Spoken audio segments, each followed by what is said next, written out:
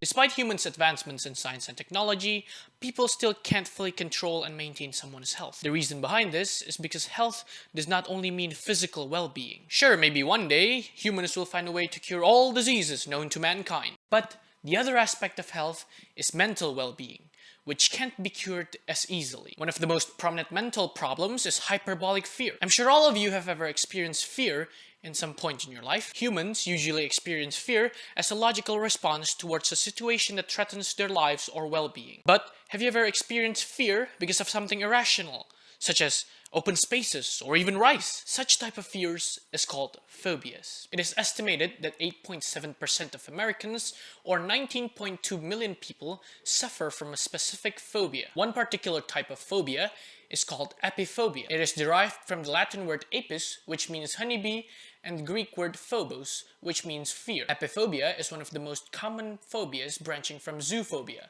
the fear of animals. Many people who suffer from apiphobia does not only fear bees, but also hornets, yellow jackets, wasps, and all other flying, swarming insects that stings. People who suffer from apiphobia may have feelings of dread or panic when exposed to or thinking about bees. Aside from that, they may also show automatic or uncontrollable reactions. Other symptoms include rapid heartbeat, shortness of breath, trembling, and extreme avoidance of bees. The non-phobic fear of bees is generally associated with lack of knowledge. The general public is not aware that bees only sting as a defensive action in order to protect their hive. But even after knowing this information, some people are still frightened of bees. Those who have apiphobia may acquire them from a traumatic experience. A person may be stung by a bee at some point in their childhood or even adulthood. Another cause of apiphobia is overprotectiveness of parents or caregivers. Some children may have been told to fear bees by their parents. This can lead to an excessive fear of bees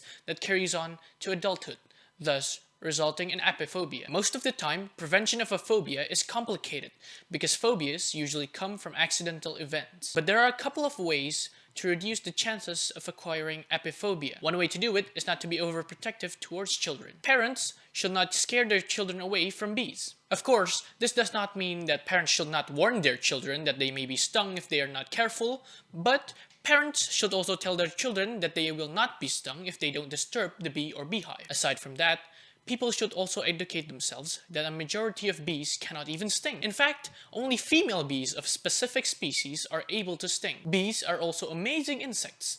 They provide us with food and medicine. They are also essential to our ecosystem, playing the role of pollinator. Remember, the most important part in preventing a phobia is to think positively. One should never be too afraid of something, as it can lead into a phobia. There are several ways to overcome apiphobia. One of the most effective ways to treat it is using the CBT method, or cognitive behavioral therapy. Through CBT, therapists try to replace negative images of bees with positive ones through talking and sharing sessions with the patient. The therapist also gives positive facts and knowledge related with bees to eliminate the fear of getting attacked or stung. Another way to treat apiphobia is through exposure therapy with relaxation. This method is signified by regular sessions where the person is confronted with toy bees or pictures or other replicated settings involving bees. The person will eventually develop tolerance for bees through proper guidance from the therapist and regular exposure. The major aim is to numb out the fear and anxiety. In some severe and emergency cases of apiphobia,